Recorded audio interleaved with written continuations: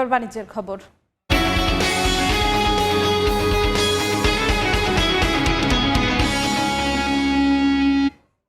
দেশের বিভিন্ন জেলা থেকে চামড়া আসতে শুরু করেছে নাটোরে। শুক্রবার থেকে শুরু হবে মাসব্যাপী হাট। এই মুহূর্তে শহরের চক বৈদ্যনাথ এলাকায় আছেন সহকর্মী আল মামুন। সরাসরি যাচ্ছি তার কাছে। মামুন, দেশের দ্বিতীয় বৃহত্তম চামড়া বাজার নাটোরে কিন্তু বিভিন্ন জেলা থেকে চামড়া আসতে শুরু করছে। আগামী যে শুক্রবার কিন্তু ঈদের পর প্রথম সাপ্তাহিক হাট। এই হাট উপলক্ষে দেশের বিভিন্ন জেলার চামড়া আমরা সকাল থেকে দেখেছি এসেছে, এবং সেই চামড়াগুলো কিন্তু এখানে স্থানীয় গোডাউন যে গুদাম রয়েছে সেই গুদামে কিন্তু সংরক্ষণ করে রাখা হয়েছে, এবং এই চামড়াগুলো কিন্তু শুক্রবার থেকে দেশের ট্রেনারি মালিক যারা রয়েছেন তারা কিন্তু আসবেন নাটোরের এই বাজারে, এবং সেই বাজার থেকে কিন্তু চামড়া কেনা শুরু করবেন। একটা বিষয় যেটি আমরা বলতে পারি যে আগামী শুক্রবার হাট উপলক্ষে কিন্তু এখনই জমজমাট হয়ে উঠেছে এই চামড়ার বাজার।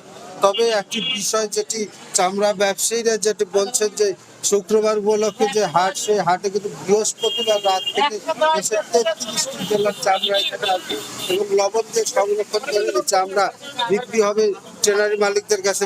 আগামী এক মাস যেটি সাপ্তাহিক হাটের পরিবর্তে টানা প্রতিদিন কিন্তু সেই হাট চলবে এবং চামড়া বেচাকিনা চলবে। তবে একটা বিষয় যেটি রয়েছে, ট্রেনারি মালিকরা ন্যায্য মূল্যে চামড়া কিনবেন বলে এবং ট্রেনারি মালিকের বিভিন্ন প্রতিনিধি কিন্তু এই বাজারে আসতে শুরু করেছে এবং তারা কিন্তু দাম দেখছেন, তবে মূল যে কেনা সেই কেনাটা শুরু করেনি। লবণ দিয়ে সংরক্ষণ করার চামড়া কিন্তু গরুর চামড়া আমরা এই বছর সবচেয়ে বেশি দেখতে পেয়েছি, এবং ছাগল এবং খাসির যে চামড়া রয়েছে সেটি কিন্তু এখন পর্যন্ত এখানে খুব কম পরিমাণ রয়েছে। ঈদের দিন নাটোর সদরের চামড়া এখানে আমরা প্রায় 40,000 গরুর চামড়া কিন্তু এখানে সংরক্ষণ হয়েছে। বিভিন্ন উপজেলায় যে রয়েছে সেই উপজেলার পাশাপাশি 762টি মাদ্রাসায় কিন্তু জেলা প্রশাসনের পক্ষ থেকে সংরক্ষণ করা হয়েছে।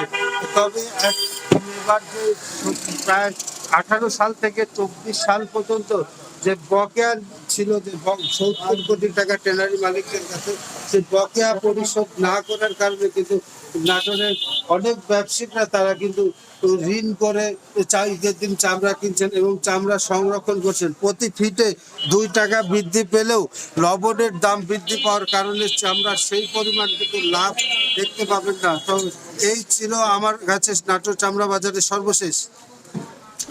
সরাসরি যুক্ত ছিলাম নাটোরে।